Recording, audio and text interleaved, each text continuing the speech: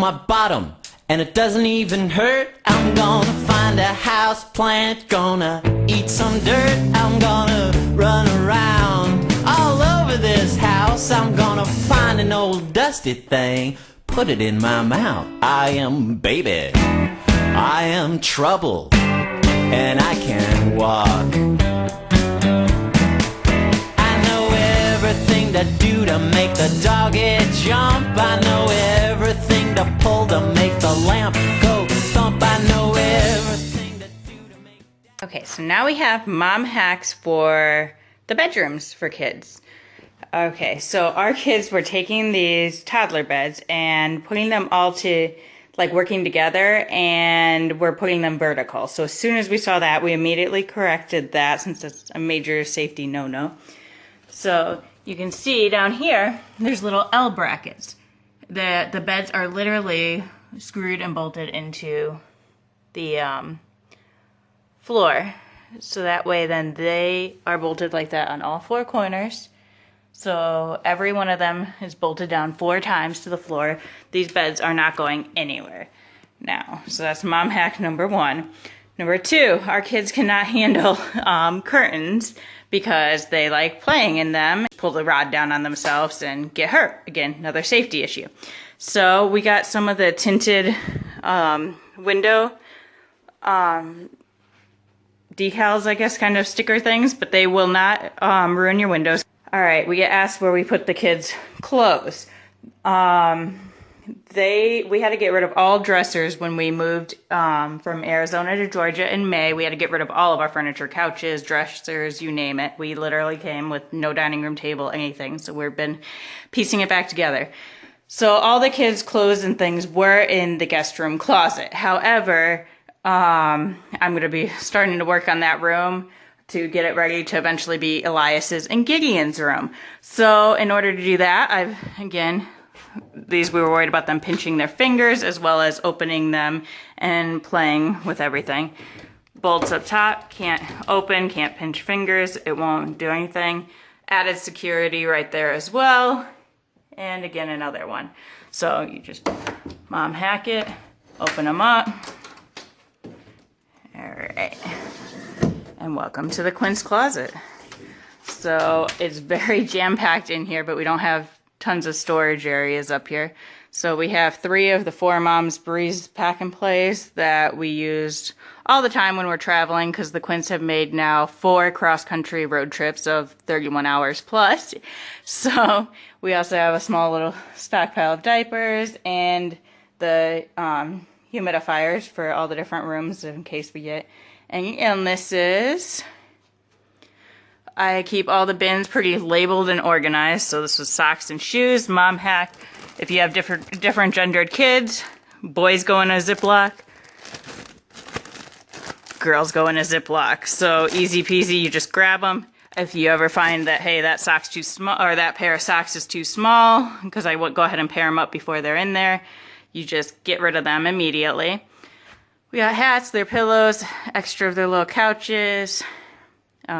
They love their baby bands. We've used these at lots of air shows with the Quince and things like that. We have a couple extra Daggy dolls, one for Connor and one for Gideon. But they're just kind of extra in case the Quince ruin theirs right now, because Connor would rather just wait and talk to Dad. We got extra sheets, their diaper pail refills, and lots of wipes. All right, again, label everything for what you have in there. Mom hack for their bows. You can put like bows together in Ziploc bags. Makes it easy. You know what you're looking for.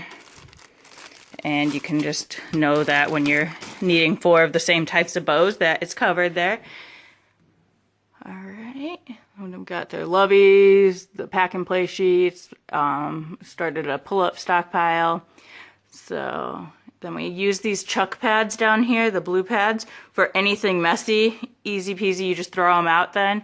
Got their shoes for the fall. Got their bin of books. And then here's their clothes.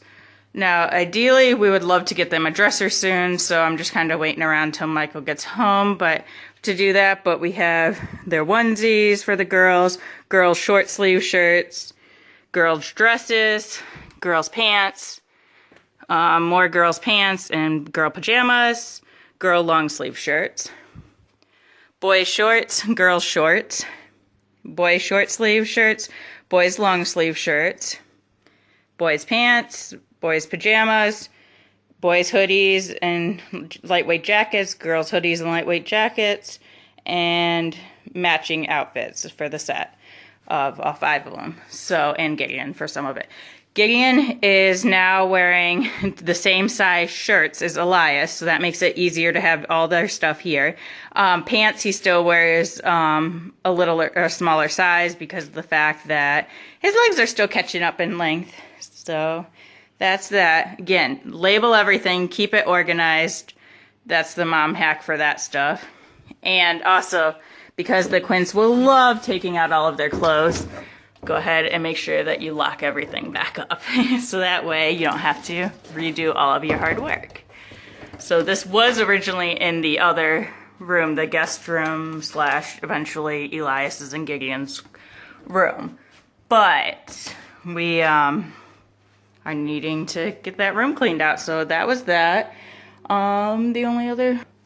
And then they also have started using, we didn't use blankets previously because they would play and play and play and not go to bed.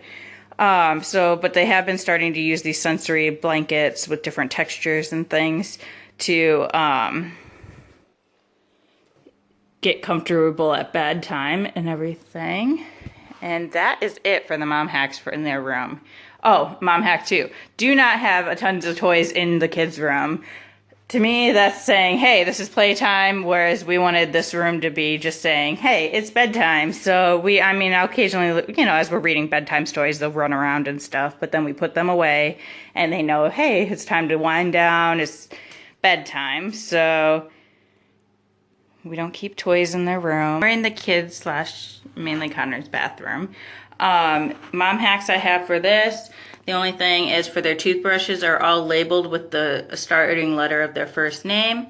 That way we never assigned colors to the kids or anything. Label them like with a color or whatever and sway their decision on what colors they liked and things like that. So, but mom hack, go ahead if you have multiple kids with different toothbrushes, whatever, because we believe sharing's caring, but toothbrushes is a little much. So just go ahead and label them like that so you can just easy grab. Oh, I know it's Aurora's and Briella's and Delilah's and Eli's and Felicity's. You know how like kids love going in their big siblings' rooms and, taking stuff from them and whatnot. Mom hack that we've figured out is leave stuffed animals on Connor's bed, and that way then every morning and throughout the day at nap time or whatever, when they're coming out from their room on our way downstairs, they run in here, everyone grabs a stuffed animal, and they all feel like they've been sneaky and are, getting something good from Big Brother's room. But obviously, it's not the decorating choice for him, but it keeps them out of all of his other stuff, like the Xbox, we do a lot of like book work kind of stuff with him, my old nursing books, but then also like the curriculum to make sure he's caught up and stays caught up with all of the grades and stuff. And then just all of our other like little books and stuff of different age. As far as his closet goes, he's in charge of it. So I gave him the organizational items. I told him, go ahead and organize it how you want. Mom's closet is color coordinated by, the type of shirt as well as the color of it. His is thrown in here. That's perfectly fine. It's his job just to keep his room clean. But how he does it is on him. Again, don't have dressers. So he's got the same kind of stuff happening. As far as chores goes, Connor does have chores. We don't believe in paying children to do chores. If it's something extra and above and beyond, absolutely. He's in charge of keeping his closet organized somehow, however he sees fit, and, cleaning up the rest of his room. I'll vacuum and do that stuff, but he's got to make sure he takes out his laundry, and then once a week he cleans out his bathroom. And, of course, I help him with certain parts of that, like the toilet and the shower and stuff, but he's got to at least wipe down the counters and the mirror and stuff. Okay, so now we're in what will be Gideon and Elias's room. Right now it's this periwinkle / you can't really tell on here, but it's like an orange salmon kind of colored. So that's going to be going, and it's got a weird texture on the walls. So that's what we need to get off of there to make sure that it's not too rough for the kiddos. But anyway, so we got Gideon's crib here for now, but it's about to be moved back into our room temporarily so I can work in here. And we got a guest bed that our sister-in-law gave us after we moved here in case we have people visiting and stuff. But Mom hacks in here are the curtains we just put up. We've had them for like 10 different house moves. That's why they don't really match in here, but it works for keeping it darker in here for Gideon. We have family game night every Friday night, and sometimes more often than that as well. As you can see, lots and lots of games.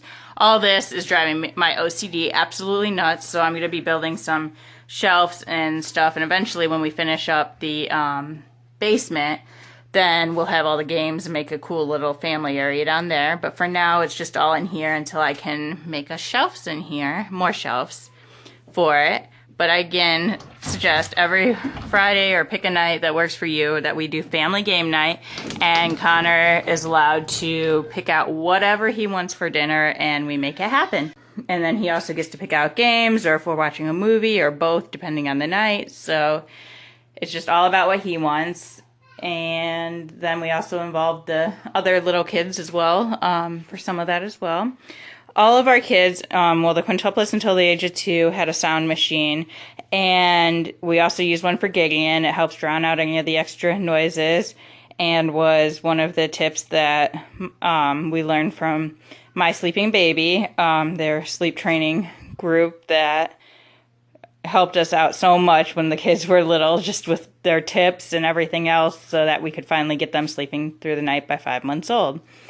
So all you do is just hit the button. Nope, it's lullaby because I accidentally unplugged it earlier, but you just hit the white noise. There you go, it drowns out any noise. This one also has a projector. The Quince didn't, but it'll make like a little pattern and stuff on the ceiling.